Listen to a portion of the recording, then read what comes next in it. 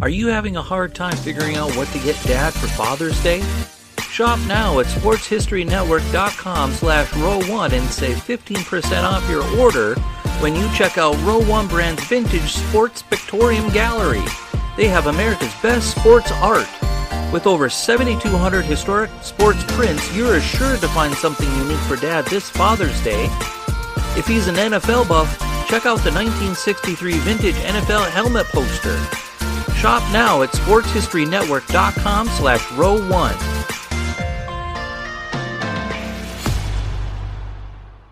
This is our league, and this is your league. From the 55-yard line on CFL America Radio and the Sports History Network. This is a league of A's and BCs. It's green and red and gold and black and blue. This is a league with 2 official languages and many unofficial languages. It's East versus West, wheat versus iron, love versus hate. This is a league where superstars are extraordinary and ordinary at the same time. It's a league of ice, of fog, of mud and wind. And for one Sunday in November, it's the nation's glue. This is a league as diverse as a country, a league of Jacksons and Kwongs, Johnsons, Moscas, O'Shea's, and Haji Razulis. This is his league, her league, their league, and their league. It's my league, and it's your league. This is our league.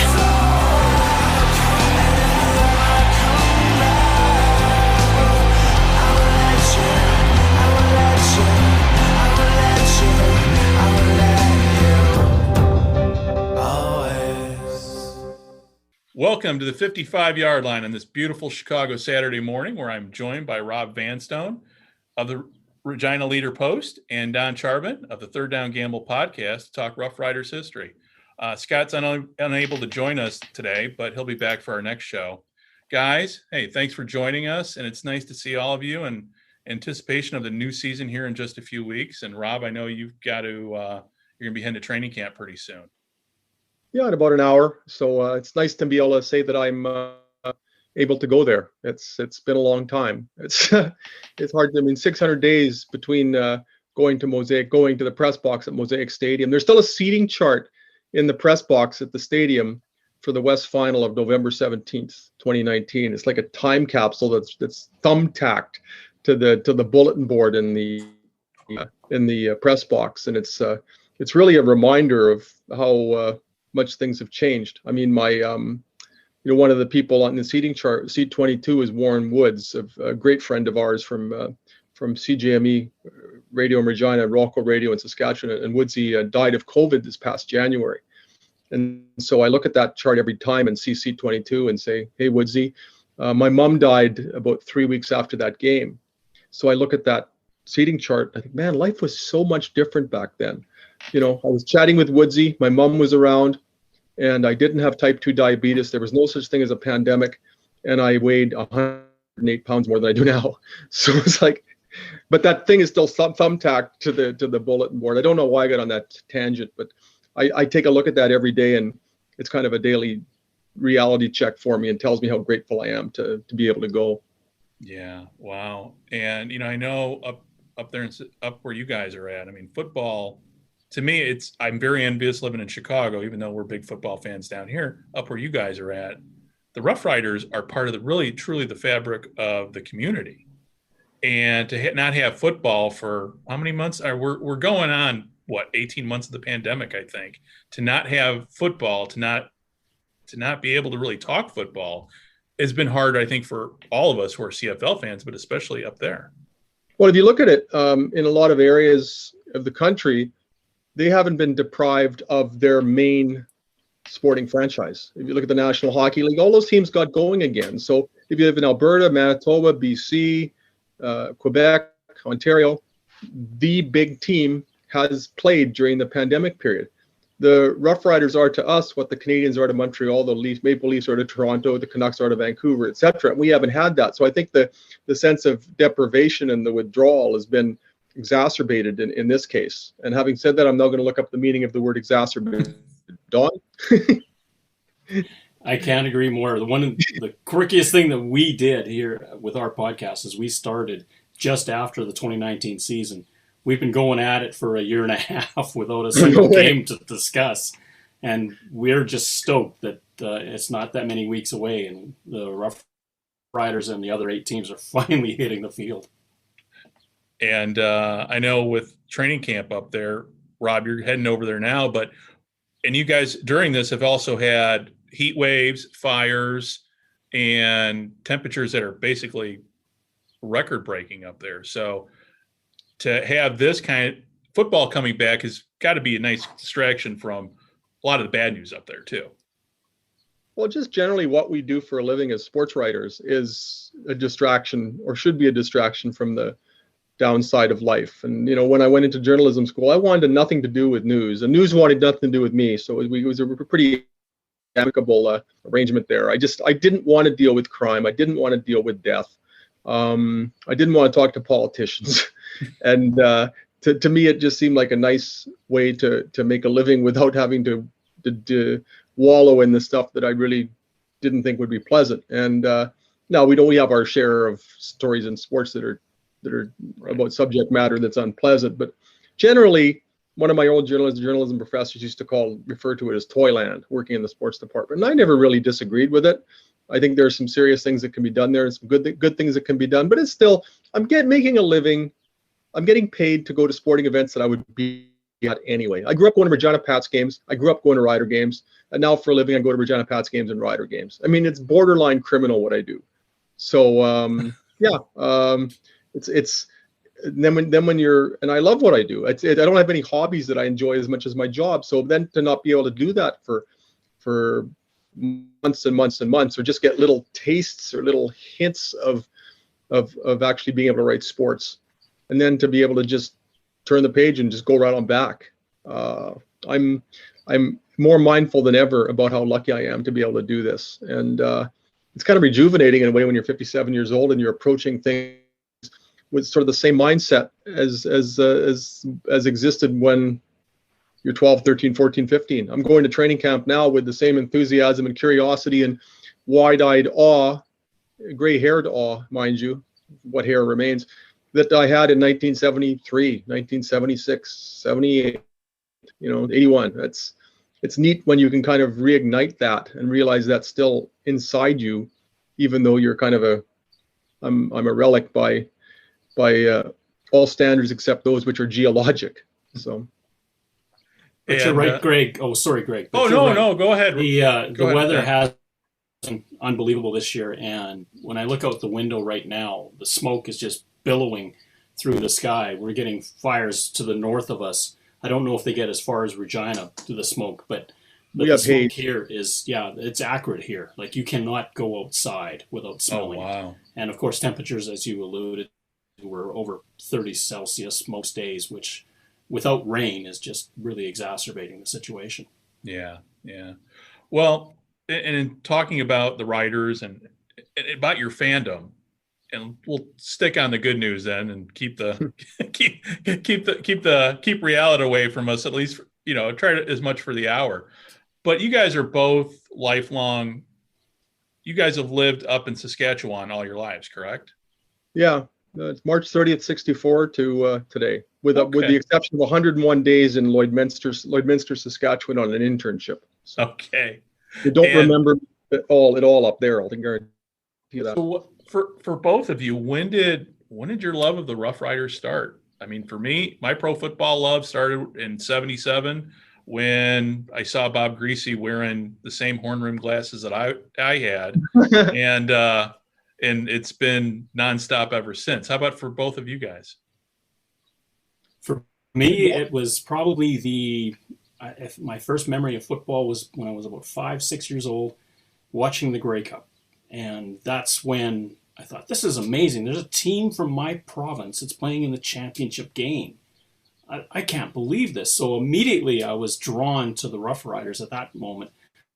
Of course, they lost that game, and they would lose a few more through the 70s. But it was really exciting for me to know that my home has a team in this league. And from that moment on, I was hooked.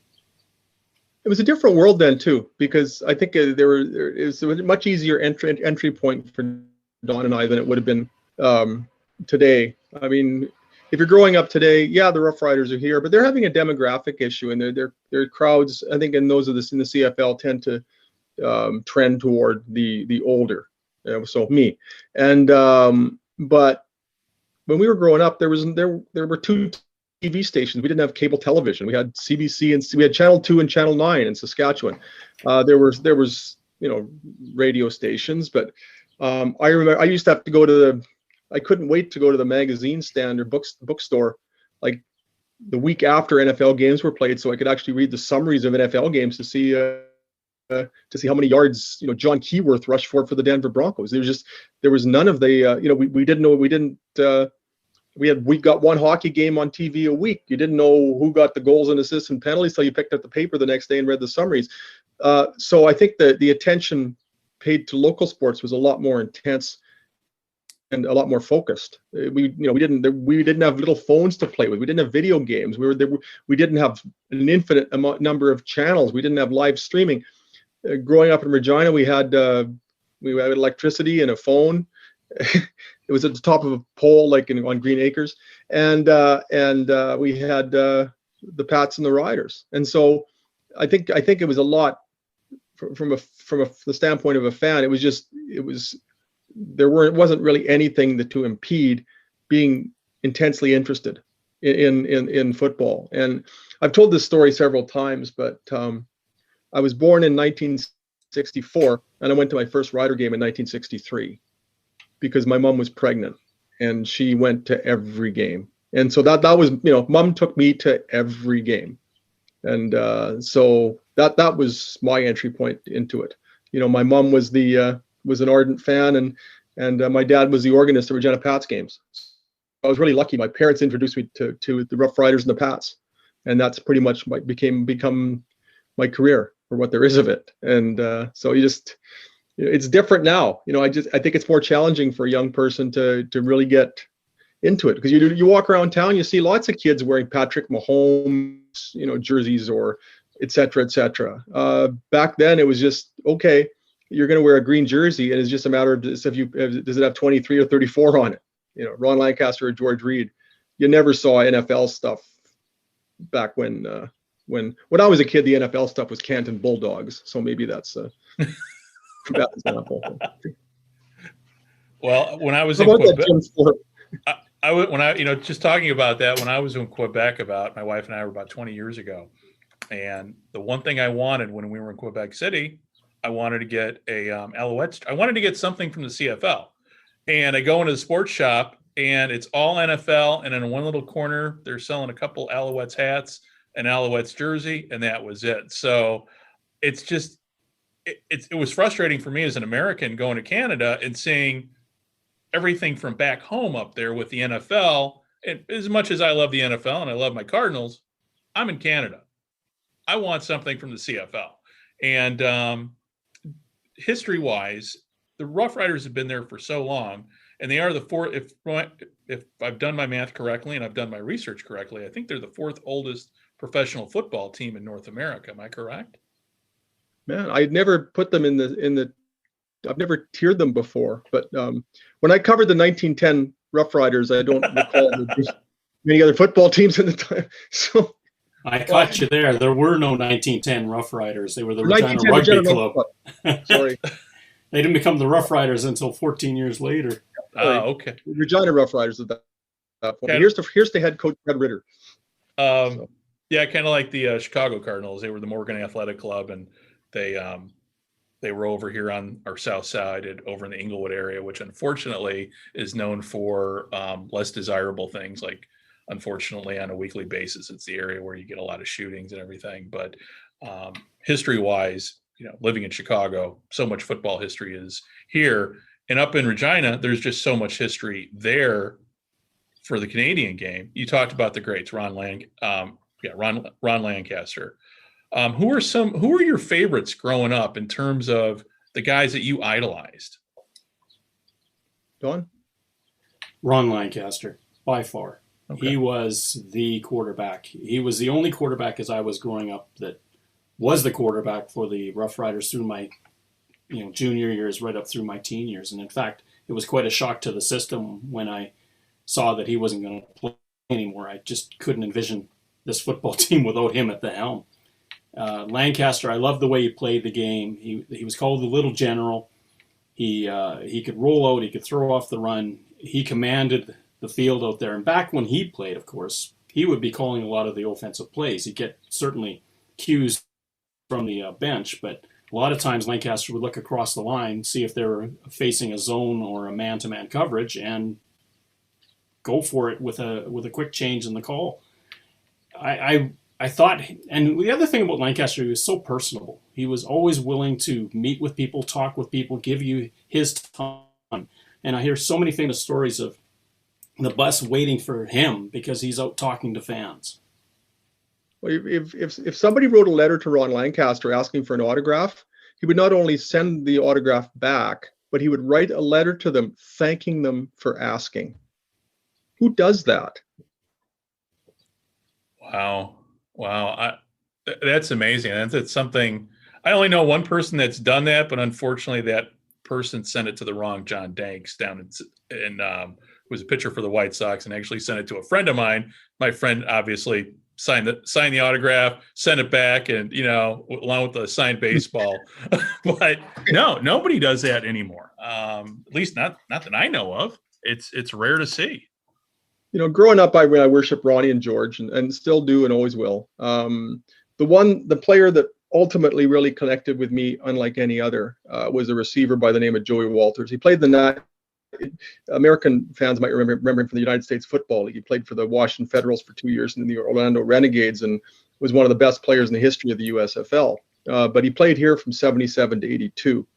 I just liked him right away. I liked the way he played. And in 1981, he spent the winter here doing public appearances for the team, and he was at a local shopping mall, and I heard or saw somewhere that he was going to be making an appearance. And I always liked him, but I went over there just to kind of say hi to him. And I stood by the ice cream stand at the mall for 45 minutes and chatted with him. And then he apologized for taking up so much of my time. And I just became the most ridiculous Joey Walters fan, and still am. My touch football jersey will always be number 17 for Joey Walters. He's become a great friend. And that's the beauty of the CFL as well. People that you absolutely love as players, you can get to know them. Even if it's just an interaction and getting an autograph, you can get that autograph. There's no, well, with COVID, there's some walls now, but ordinarily, just go to practice and call the player's name after practice. They'll come over and chat and sign an autograph and pose for a picture.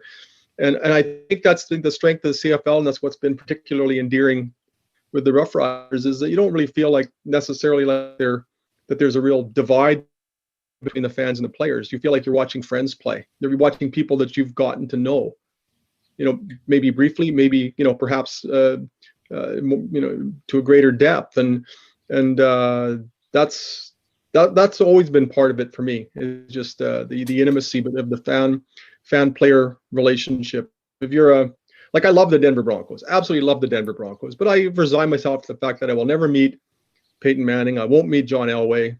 I did interview Steve Watson once, my all-time favorite Bronco, number 81 out of Temple.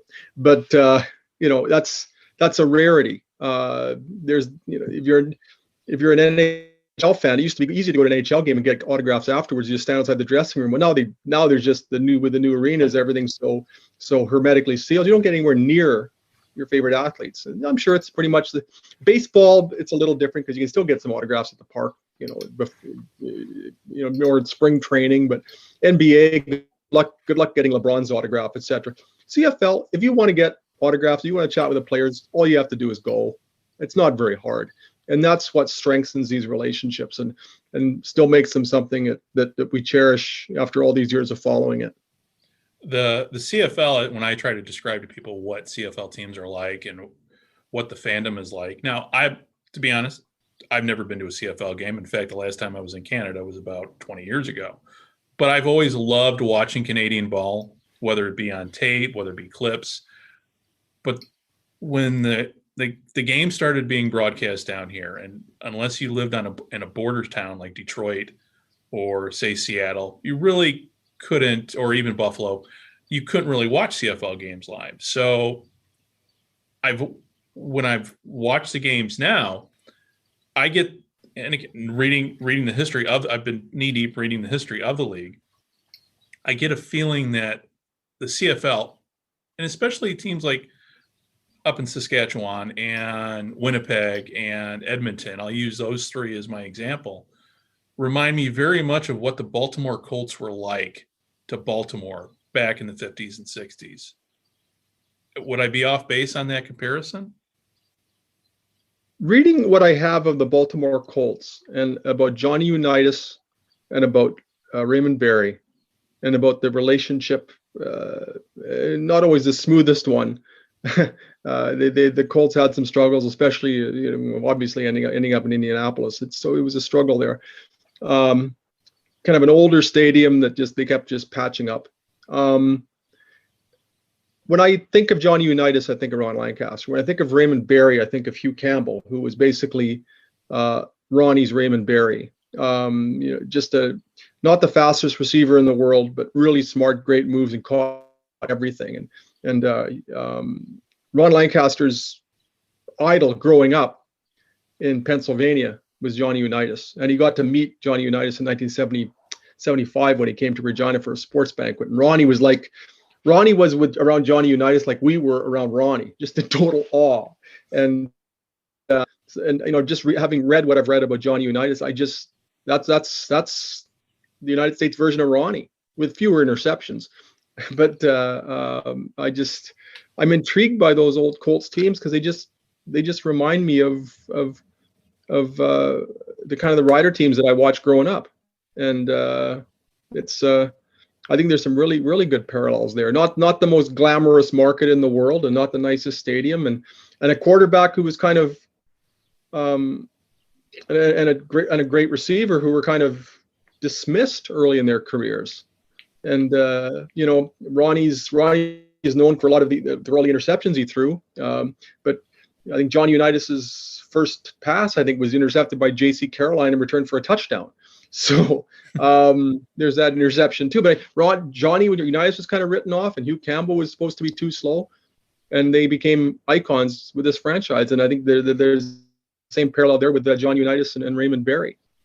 And Steve Myra, who kicked the game-winning field goal, or the game-tying field goal in the 1958 NFL championship game, ended up playing for the Roughriders in the early 1960s. So I did not know that. So there's a little bit of and Bob Shaw was a scout with Baltimore at the time, and he spied on the New York Giants practice. He got on top of a building outside Yankee Stadium, and it was basically the first version of Spygate. He got some binoculars, went up to the roof, and watched the New York Giants practice, and took the information back to the Colts and their coaching staff. Frank Gifford even mentioned it in his book about the 58 game. And Bob Shaw ended up coaching the Roughriders in 1963 and 1964. He was the first coach that Ron Lancaster had. So there's a couple of links there to the 1958 classic between the Giants and the... Wow. Well, and that's what I tell people in the States. There's so much Canadian football history and American football history are really intertwined with names just like you've mentioned. Oh, it's interesting when you really dig into it. There's Bill Belichick's dad, Steve, was a guest coach at Ryder Camp in the late 50s. Gino Cappelletti, I think the leading scorer, or one of the leading scorers in the history of the American Football League, was cut by the Riders in the late 50s. The Denver Broncos' first quarterback was Frank Traputa, who played for the Roughriders. Once upon a time, the Chicago Cardinals. Their first head coach was Frank Filchock, a former Rider head coach and quarterback. Their first general manager was Dean Griffing, formerly of the Roughriders. So there's a lot of really neat links when you dive into the CFL, NFL. And once upon a time, it was a pretty competitive bidding procedure Yeah. because a lot of, especially if you look in the early 50s, there were a lot of NFL draft choices, first round NFL draft choices that ended up in Saskatchewan, ended up in the CFL because the CFL could pay more. And there wasn't the same difference monetarily and even prestige wise in the eyes of some of the players. You know, Bobby Marlowe was a total stud out of the University of Alabama, and he was called Bama's Bruising Bobby, just an icon of the University of Alabama. He ended up coming to the Roughriders and becoming a legendary player here. Didn't even go to the NFL. He was picked in the first round. Imagine that today, right? You know, Don Allard was picked 4th overall in the 1959 NFL draft and came up to Saskatchewan as a quarterback. Yeah, good. You're not going to see that anymore. And a little different these days. Yeah. Of course, 1959, quite the dubious year in Saskatchewan history because they had to forfeit two games. Yeah, Frank won. He was involved with that too. Yeah, he came back as a coach, and they ended up getting all their quarterbacks injured, and he ended up playing. But they made the agreement. I think how it worked is because he was activated as a player beyond October 1st, he was an ineligible player. But they made a deal for competitive reasons that they would still play. They would still play the game. I think they played Edmonton, they played Winnipeg, and lost to Edmonton and beat Winnipeg. They beat Winnipeg, but by prearrangement, they actually lost the game to Winnipeg. That's right. And Frank Chapuka was a quarterback in a game that didn't count.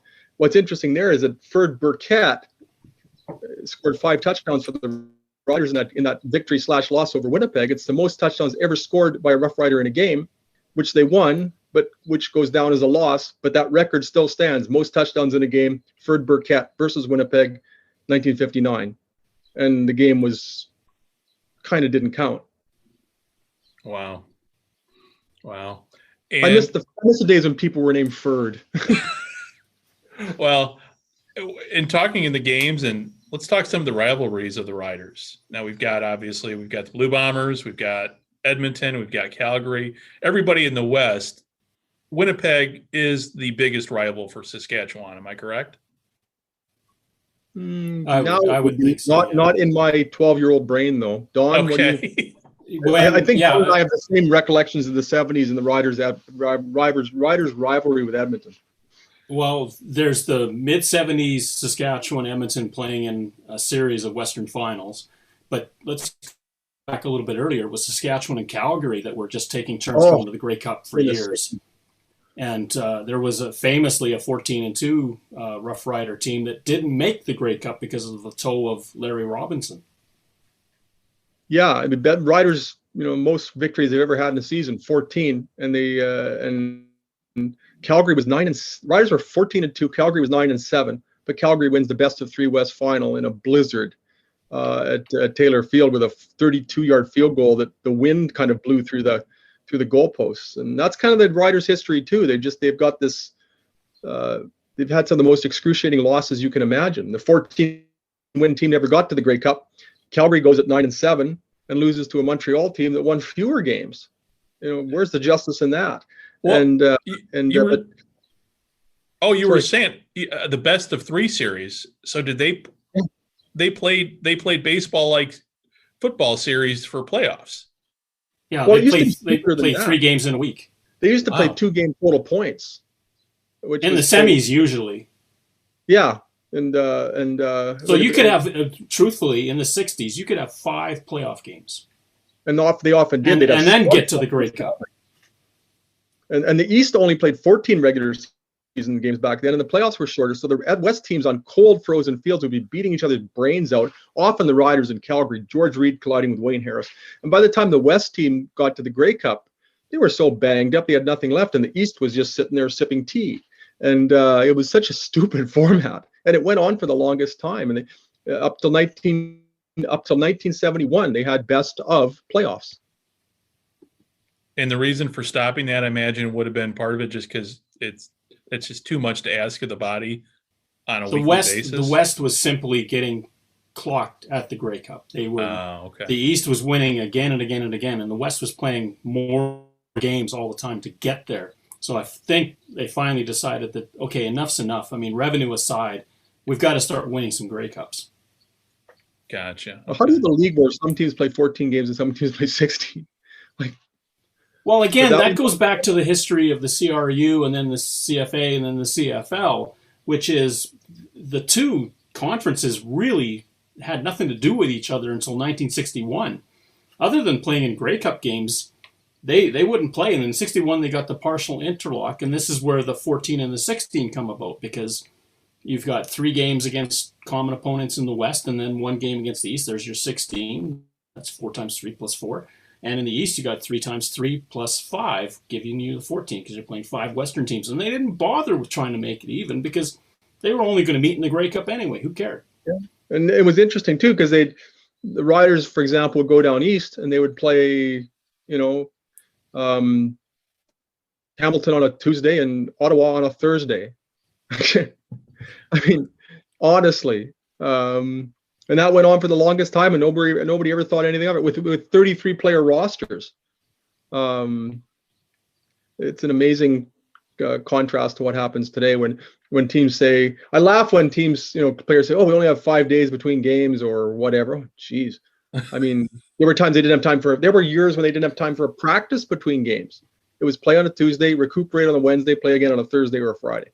Yeah, and back then the CFL was in pretty good financial shape. So in terms of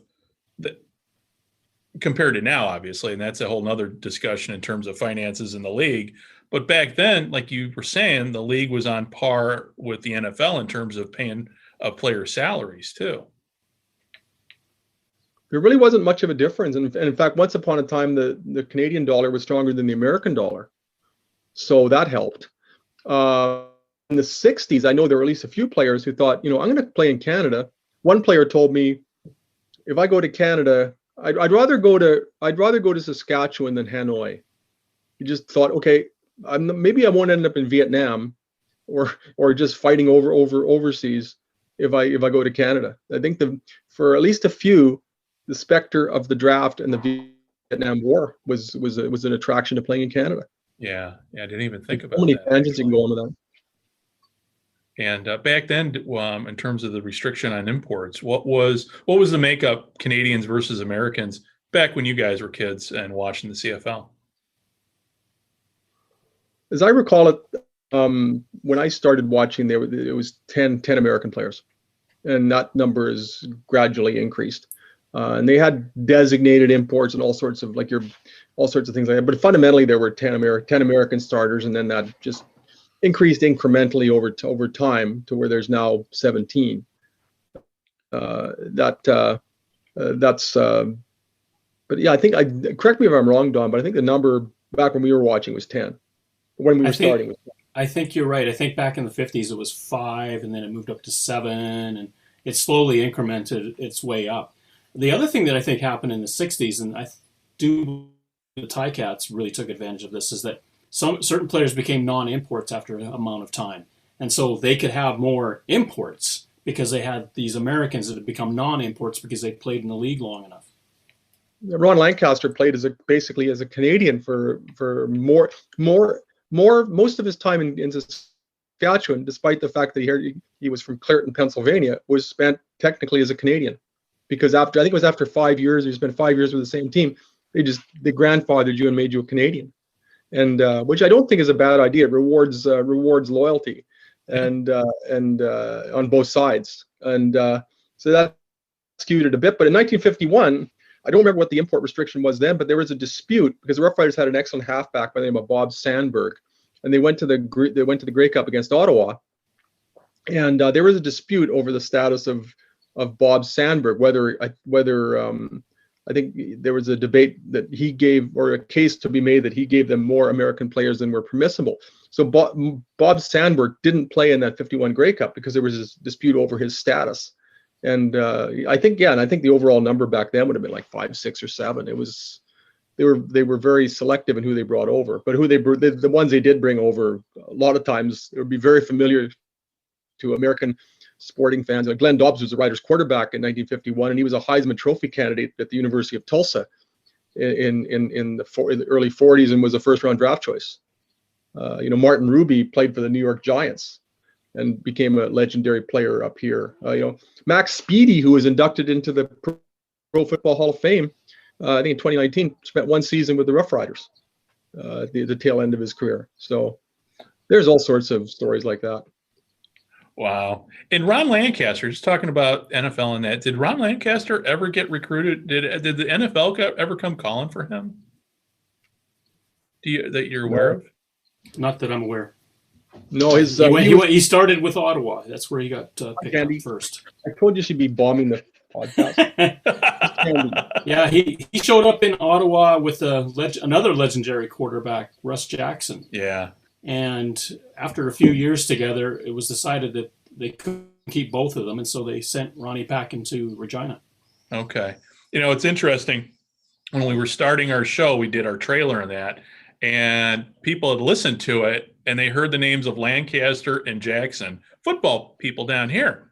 Like, who are they? I go, well, then you're going to need to listen to our show as we go along, and we talk about these guys. So, but I've always wondered with Ron Lancaster, with his talent, I just assumed that he just turned the NFL down and said, no, I'm going to play up here. Well, I think NFL sorry, go ahead, Don. I think size had a lot to do with it. Really? I think Ronnie Lancaster was not a tall man. Oh, okay. 5'9" 3/4. If that. Really? In cleats with very high spikes. And, really? So he was Kyler Murray size. Yeah, they call him the still is.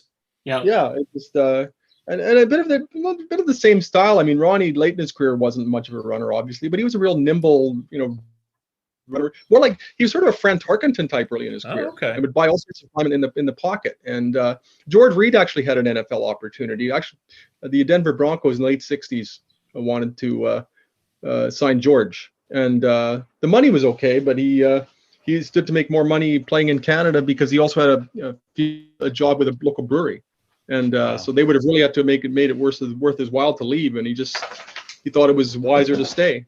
Yeah, well, and talking about that in terms of what I love about the CFL is everybody who plays in the CFL has to have a job in the off season of some sort to make ends meet. And so to me, I always describe it as a working man's league. I think that's a fair comment. The fans are earning more than players. Yeah. In some cases, yes, but it is. You come to Canada a little bit for the money, but a lot of it because you love to play football. Right. Yeah, that's describing CFL football and Canadian football to people. It is very much, from what I've seen and what I know, it's for the love of the game. Yes, the money is nice, but the players up there, and a lot of them are up there, and you guys I'm sure would agree with me, are up there to get noticed by the NFL. But then there are those that just love playing football. Well, the Riders have a quarterback right now named Isaac Harker. He went to the Colorado School of Mines, and now has a master's. He got a master's degree at age 23, and he's making probably high five figures in the CFL as a backup quarterback, decent money. But Isaac Harker, when he decides to start a career, if he decides to start a career that has nothing to do with football, stands to become a very wealthy person because he's ridiculously smart, and he's got a master's degree. I mean, that career could be an absolute vault for him, but he's probably costing himself money by playing the Canadian Football League. He loves it. He loves football. He loves being here. He's one of the nicest people that's ever played for this team. And it's a total love of the game story with Isaac Harker. There's a guy with a master's degree, and he's putting that on hold. Well, why else does a player play until he's almost 40? You've got to love the game. You've got to love the atmosphere of the field. You've got to love your locker room. It's a world unto itself. And I think for a lot of people, it's hard to let go because that's all they've known from high school. Right. And it's tough when the game doesn't love you back sometimes. And there's a lot of stories in Saskatchewan and other places where even players who are icons with teams, the exit isn't always friendly. The exit isn't always amicable. Darian Durant. Darian Durant, Aaron Rodgers. I mean, yeah. Brett Favre goes on and on. And, Joe Montana didn't finish with the 49ers, and Joe Namath didn't finish with the Jets. And sometimes it gets ugly. And the four Grey Cup winning starting quarterbacks in Saskatchewan Roughriders history, Ron Lancaster, Kent Austin, Kerry Joseph, Darian Durant, were all booed at one point in their tenures with the Saskatchewan Roughriders. Hard to believe, but that's the way it goes in professional sports. Yeah, you see very few guys go out the way they want to. I mean, Peyton Manning was kind of the exception to that rule. Even John Elway, but even if you look at the Broncos, but even if you look at Peyton Manning, he got moved out of Indianapolis. Right. And I know here in Chicago is a place where quarterbacks go to die. Basically, careers go to die. Whatever happened to Bob Avellini? Well, Bob Avellini, I am proud to say Bob Avellini does live around here. Last I saw his name in the newspaper, it was for a DUI. And that was not too long ago. I think that was about a year ago. But I do know he is on my he's on my simulation football team. He is the backup to my Kenny Stabler in my Action PC sim league that I'm currently in right now. That sounds fun. It is very fun. But the thing, we're getting off topic here, but the frustration I have about the sim leagues is there are no Canadian sim leagues except the tabletop one that I'm in, amongst some of the guys from the Turf District, Red White, Joe Pritchard over at the Rouge White and Blue, Rod Villagomez at the Wood Cookie Sawcast, and Doug Ballinger over at the Argos Fancast. So we're all in this sim league, but we're in a league right now where we're playing kind of like the late 80s. We're playing 80s, 90s, and 2000 teams. When we start our next season, I think we may be going back further in time. So the Roughriders will be probably duly represented. Well, a friend of mine, Kevin Mitchell, he's a sports editor at the Saskatoon Star Phoenix and a National Newspaper Award-winning writer. And he's got an old sim game that includes an early 1980s Roughriders, and I am just dying to play that game with him because he's got the Joey Walters 1981 card. Oh wow! And it's like 91 catches for 1,715 yards and 14 touchdowns in 16 games. Still the Riders' single-season receiving yardage record, and I would just love to play a board game that has the Joey Walters peak season in it. So I've got a game of Stratomatic football downstairs. I'm itching to play that again now that some of the pandemic restrictions have been lifted. Me and my great friend Dylan Aris, a big Rider fan, are going to dive into some Stratomatic football again. I grew up loving Strato football. Oh yeah. Well, when we go after we end here and offline, before we let you go, I will get you all the information you need about the sim games, the Canadian one that we're playing, and also the computer one that I'm playing, which is you will, yeah. But so let's talking about the heroes of the past in terms of who have they remained? A lot of them remain. Have a lot of them remained in Saskatchewan, up in Regina? A lot have. Ed McWhorter's one of the greatest defensive linemen in Canadian Football League history. Still lives up here. George Reed still lives up here. Ronnie remained in Canada after. He went on to become a coach and a broadcaster and etc. It was a very comfortable home for a lot of them, and a lot of them it doesn't happen so much now, but a lot of the American players held down full-time jobs during football season in Saskatchewan, so they became so entrenched in the community. Now it's not as prevalent. You don't find as many American players staying up here. It's usually a 6-month tenancy, and then they head back down south. But there are a few. Weston Dressler, a terrific receiver for the Riders for a long time, he ended up staying in Saskatchewan. Living here year round. He's now moved to the United States, but there's still a handful of examples, I think, but it used to be a lot more widespread than it is now. Yeah. I know for me, this is about 6 years ago, Peter King did a whole series of articles on the CFL and Sports Illustrated. I don't know if you ever read it. Yeah. Did you meet Peter King when he was up there, him and his crew with the Monday Morning Quarterback?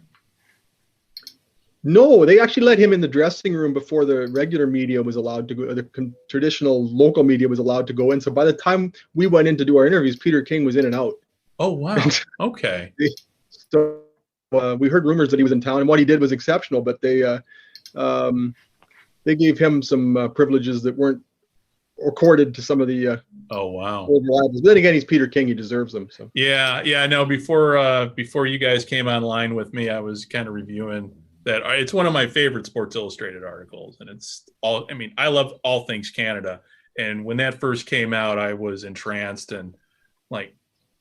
And again, this was the frustrating part. Back when this article was done, is right when the CFL was starting to get some TV time down here. So, and since then, the CFL is every season game is on, whether it be on regular cable or on streaming service.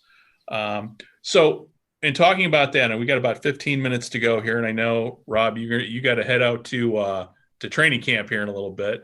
So let's talk about where we're at right now and kind of the future, where things are going with the league. And we'll try not to use the X word while we're talking about it.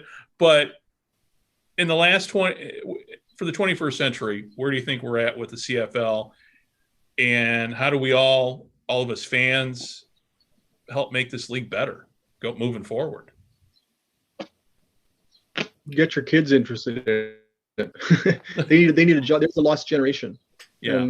And that's been a perennial problem for the CFL. It seemed for a while that they were becoming a little cooler, and we saw a younger demographic trending here in Saskatchewan. But again, it's there's I feel like I'm one of the younger people who support who follows the team, and I'm 57.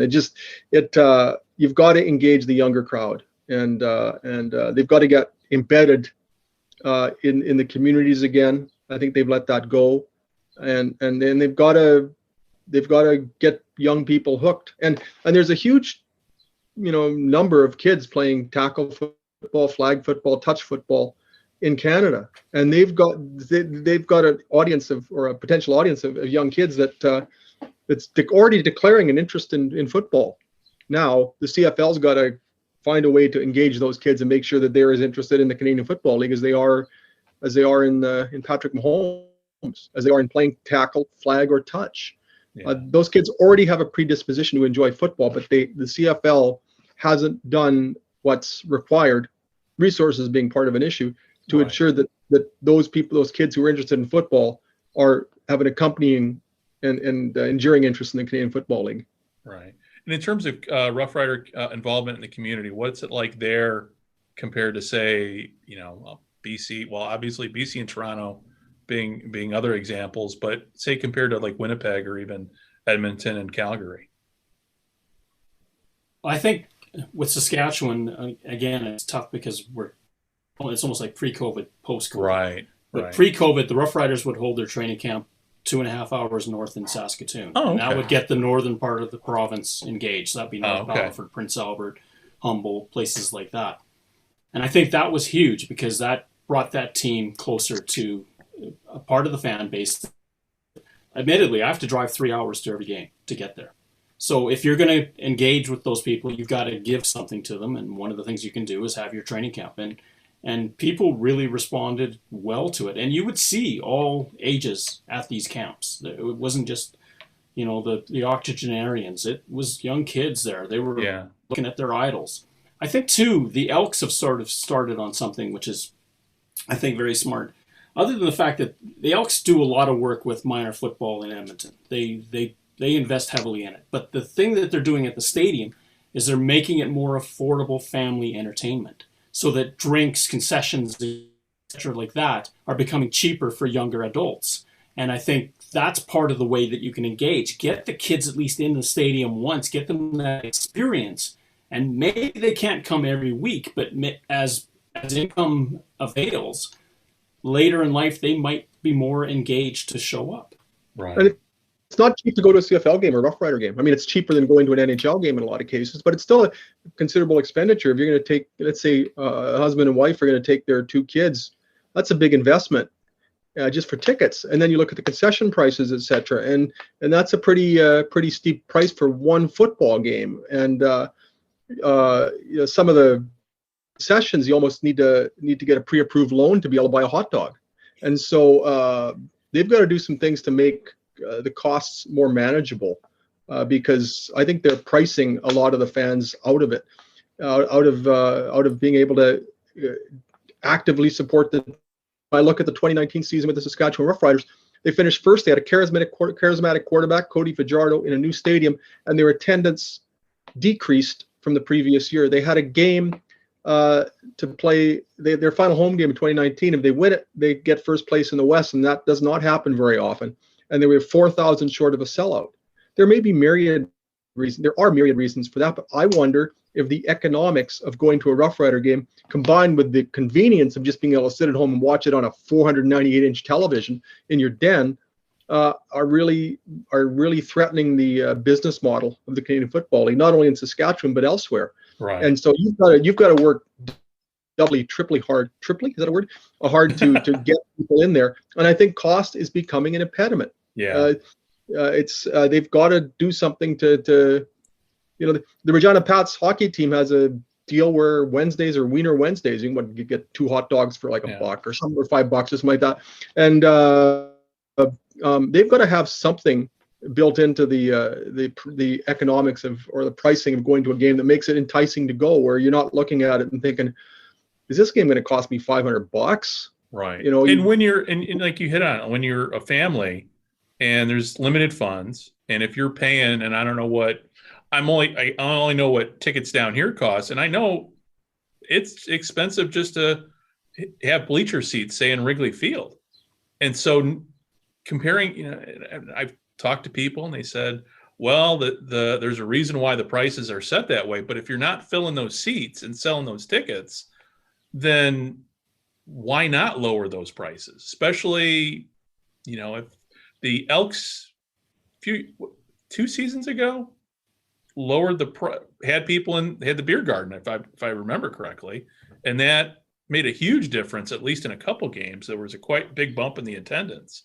Could the Riders do something like that? I know there's I think that the end zone at up there at Mosaic, could they, have they done something like that similar to what Edmonton did? I'm not sure if they have, but it's certainly worth considering. You don't want to make beer so cheap. Well, I was just going to say, you don't want to do dollar beer night. That invites all other kinds of problems. But you could have a happy hour. Right. I think you got to make it irresistible for parents to bring their kids. You got to make it so enticing for them to bring the kids, and the kids are going to eat more concessions than the parents are. So right. It's in a lot of cases. So once you're done with popcorn and Coke and hot dogs, that's a lot of money. Yeah. And, yeah. Well, but it goes to what I was saying with the Elks, though. They are dropping the prices on those items, such that if you're under the age of, say, 12, I may be wrong, but it might be $1 for a burger, $1 for a Coke, and a $1 for fries, and you're done. Yeah. This is what they're kind of pushing, is trying to get this more economically feasible for those people so that they can come to the game and not necessarily break the bank. I don't know that CFL football is super expensive compared to the other pro sports, but it is a hit. Right. And there's also, too, that I would say there's also that Bill Veeck model that Bill Veeck did when he was a baseball owner, and trying to get as many people into the stadium, he would pull out all the stops, no matter how gimmicky it was, including, disco demolition night. Yes. And there's in the future. Yeah, that was an interesting night. I remember as a kid, going off here watching the news, and back then the White Sox were on Channel 44, a high UHF station, so nobody really watched them. So, but yeah, that didn't end well. So you don't want something like that, but in terms of just getting people into the stadium, the CFL has to. I think now that they've gone through this COVID experience, they've got to decide what they're going to be. Right. They either go bigger or I don't know if they can stay at the same level. It's just the economics are just not there.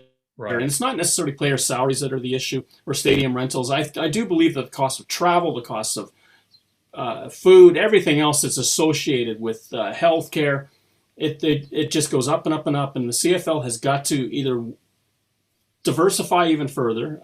They're talking about C218, which is supposed to help the coffers. But the other thing, too, is what other things in your portfolio can you bring? Why not invest more heavily in merchandising? Right. There's an opportunity there. The Riders under Jim Hobson were selling merchandise at the rate greater than any of the pro hockey teams. Right. Well, and even talking about that, you guys can help me out on this because you guys probably know more. But anytime on Twitter I bring up the issue of a video football game, I've been told that it would cost too much to develop a Madden type football game for the Canadian game.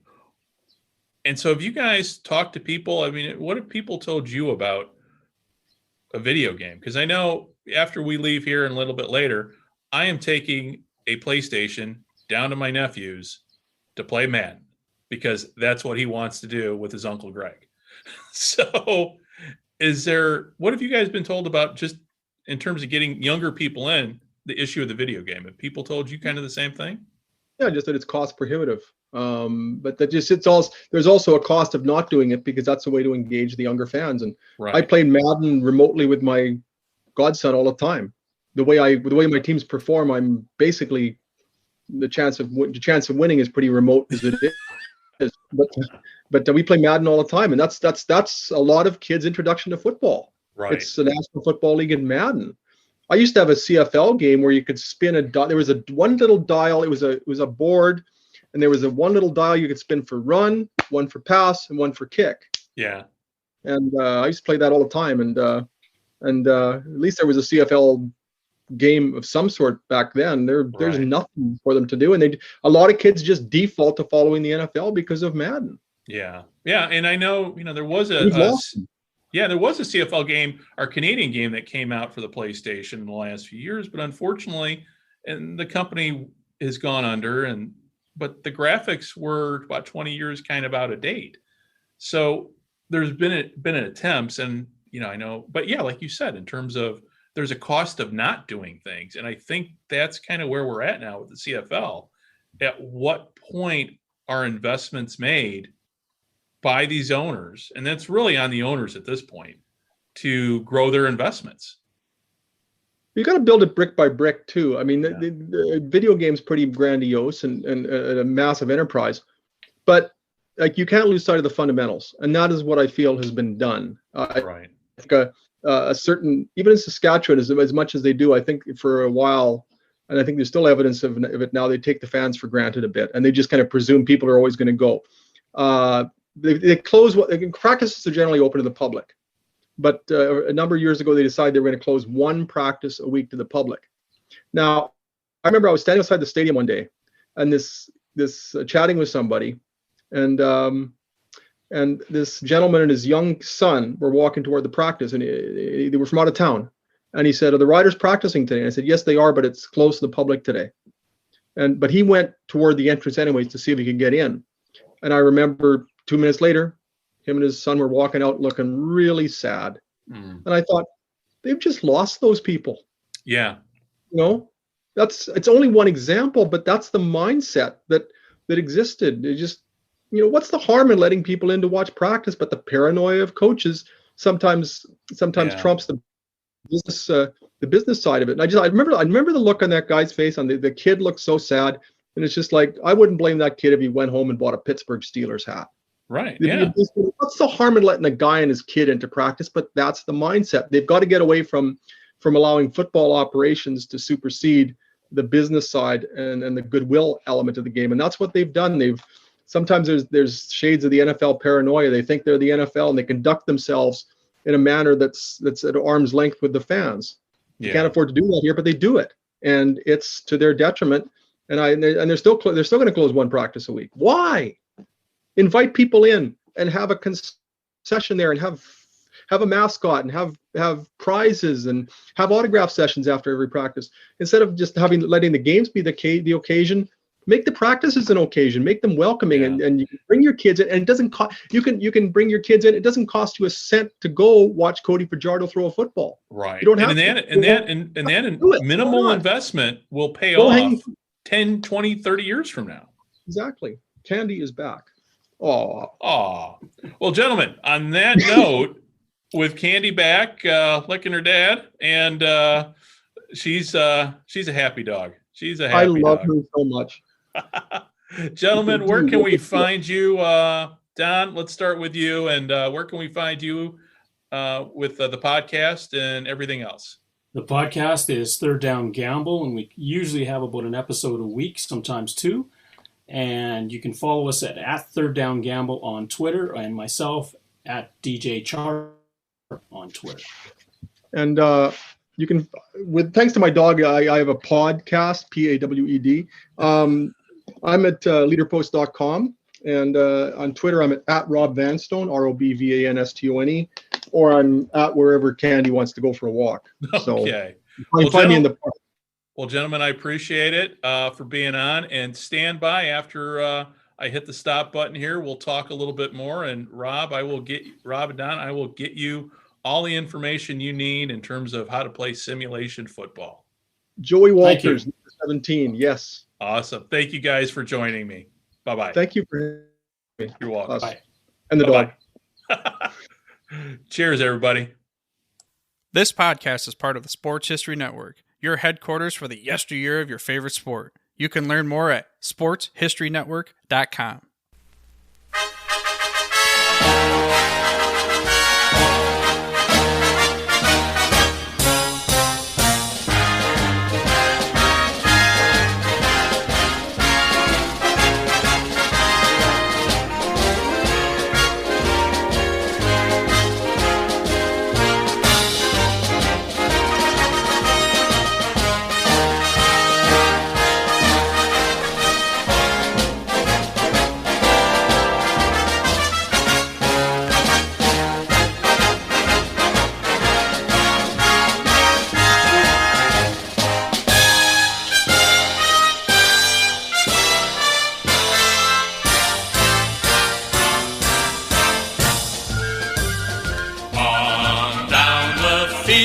Roughriders, we're behind you to a man.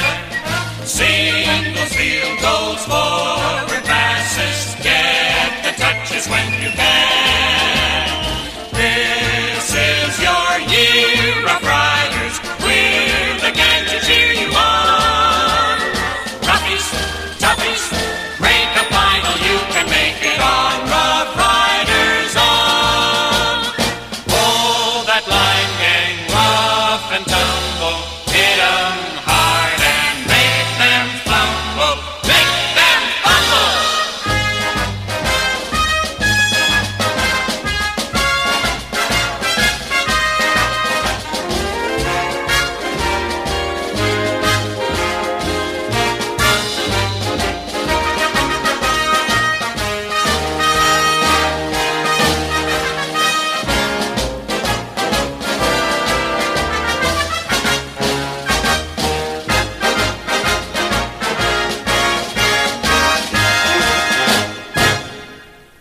We here at the Sports History Network proudly partner with 26 podcasts, all revolving around the history of sports. But did you know that many of our hosts were sports history authors way before they started their shows? It's true. We've got Joe Ziemba, host of When Football Was Football, Joe Zagurski, host of Pro Football in the 1970s, Mark Morthier, host of Yesterday's Sports, Tommy Phillips, host of Lombardi Memories, and Scott Adamson, co-host of From the 55-Yard Line. All these authors have many books for you to choose from. To check them out, go to our website at sportshistorynetwork.com/sportshistorybooks. Pick up your copy today. Soundtrack provided by Kevin MacLeod of filmmusic.io.